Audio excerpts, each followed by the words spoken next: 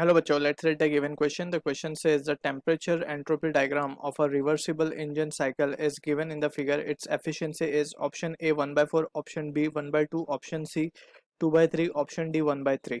So we need to have basic understanding about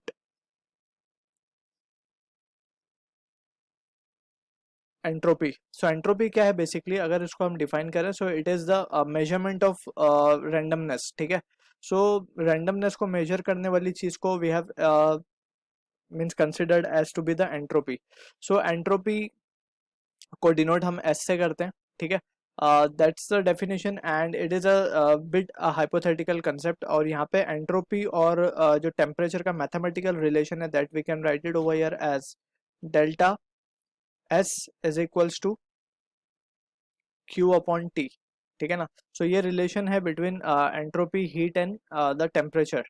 सो यहाँ से we will be trying to use this result and to find the answer. Also हमें एक चीज पता रखनी है कि that is area under entropy temperature curve, that is ST curve gives heat.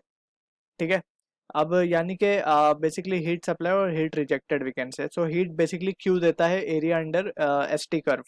अब using this result we will try to analyse the question. अब यहाँ पे अगर हम देखें हमारा जो ग्राफ गिवन है, ठीक है, so let's try to analyse this.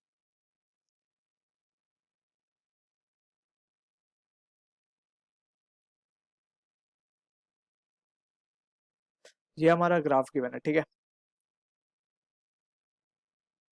अब ये है temperature and this is entropy.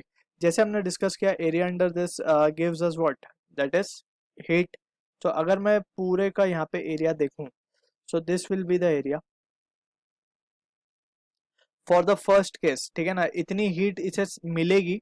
ठीक, और उसमें से अगर we can draw it properly तो वी कैन से ये जो हमारा साइकिल है इसमें एरिया इतना ही है. ठीक है, इतना एरिया हमें कब मिलेगा, जब हम पूरे में से इस सरफेस को ये वाले पार्ट को जब हम माइनस कर देंगे पूरे में से. ठीक है ना. सो बेसिकली क्या होता है, अगर हम बात करें एफिशिएंसी की, अगर हम बात करें सो एफिशिएंसी क्या होता है, efficiency is input upon output upon input. ठीक है ना. सो आउटपुट की अगर हम बात करें so we can have this much area that is under ये वाला कर्व जो भी है अपना जो साइकिल है. ठीक है, so we can say from the this diagram we can write this as to be. अगर मैं मान लूँ कि पूरे में हीट सप्लाइड क्यू है सो इसके अंदर सिर्फ अंदर वाले में कितनी होगी और बाहर वाले में अगर Q2 है, लेट्स से ये एरिया में हीट इज Q2 एंड अंदर वाले में इट इज Q1. सो हम क्या लिखेंगे, पूरे में Q1 है, sorry this is the full area जिसमें से हमने Q2 को माइनस किया है. सो Q1 माइनस Q2 लिखा जाएगा, that will be our area and divided by output हमारा कितना जा रहा है. ये तो हमें आउटपुट मिल गया. ठीक, इनपुट में हमारा क्या है, इनपुट में है हमारा Q1. सो ये रिजल्ट क्या मिलता है यहाँ से, 1 minus of Q2 by Q1. ठीक है, तो ये है एफिशिएंसी. अब यहाँ से जस्ट हमें Q2 और Q1 निकालना है to get the final answer. यहाँ पे we can say now Q1 की अगर हम बात करें सो Q1 क्या था, Q1 is our complete area. That is अगर हम इसको डिफरेंट कलर से शो करें so to avoid any confusion this is Q1. ये पूरा Q1 है. ये जो लाइन के अंडर में जो कर्व आया हुआ है ये वाला कर्व दैट इज Q1. अब Q1 में से हमने Q2 को सब्ट्रैक्ट किया तब हमें ये हमारा जो डिजायर्ड आउटपुट है वो मिला है Q1 माइनस Q2. ठीक है ना. So from this we can say now अगर हम Q1 की बात करें that is the heat gained basically.